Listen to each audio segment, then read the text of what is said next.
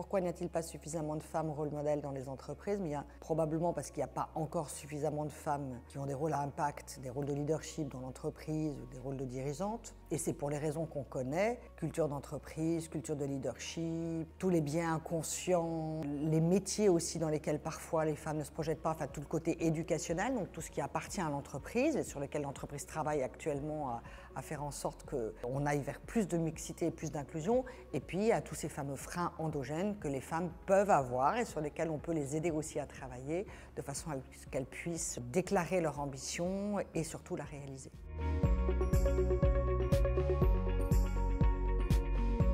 Alors, les bénéfices à devenir un rôle modèle quand on est une femme, c'est une des façons d'encourager plus de mixité. Donc c'est faire en sorte que l'entreprise devienne plus mixte et donc attirer plus de talents féminins.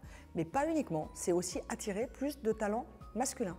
Parce qu'on sait aussi que les jeunes hommes et les talents masculins sont très soucieux de voir l'équilibre qu'il y a dans leur entreprise. Être un rôle modèle dans son entreprise, c'est aussi donner envie à des jeunes femmes de son entourage de se projeter dans l'organisation, d'évoluer et de réaliser leur mission à l'endroit où elles se trouvent.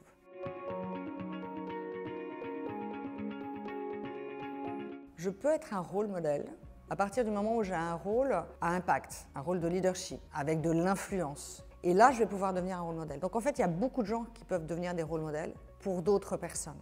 Mais peut-être qu'on ne le devient pas parce qu'on n'y pense pas, ce n'est pas sa priorité, alors qu'en réalité, c'est un des éléments, c'est une des clés qui œuvrent pour le développement de la mixité dans les organisations. Dans les programmes qu'on anime, on voit beaucoup de femmes qui sont en manque de rôle modèle féminin.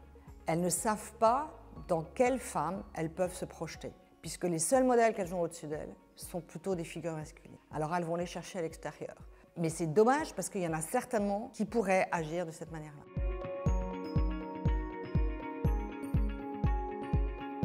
Je pense que la première des qualités, c'est d'être en conscience de soi, conscient de ses atouts, de ses qualités, de ce que j'apporte, ce que j'impacte dans l'organisation, dans mon métier, et également de ses actes de développement et travailler dessus. La deuxième caractéristique, c'est probablement d'être clair sur son ambition, avoir une ambition claire, la porter et être déterminé à la mettre en œuvre.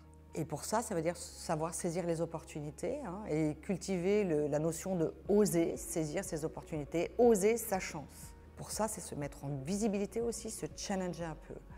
C'est également quelqu'un qui fait preuve d'une certaine forme d'intelligence, c'est-à-dire quelqu'un qui va développer ses connaissances en permanence, mais qui ne va pas se contenter de les développer, qui va aussi être dans la générosité de les partager pour développer les autres autour de soi.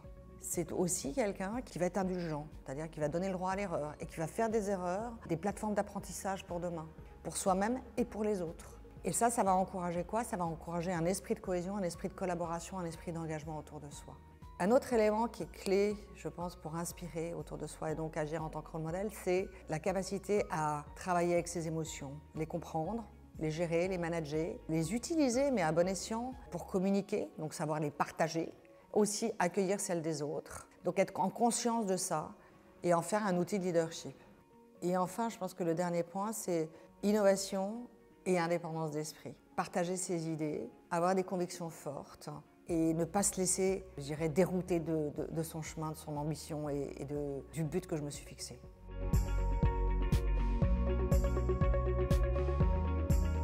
Alors tous ces attributs du rôle modèle, ils peuvent se développer, ils se travaillent dans la durée. Si j'y vois des bénéfices, si j'ai envie d'agir pour plus de mixité dans l'organisation, je peux les travailler avec le soutien par exemple d'un coach ou dans le cadre de formation ou avec un mentor qui peut m'épauler par rapport à ça.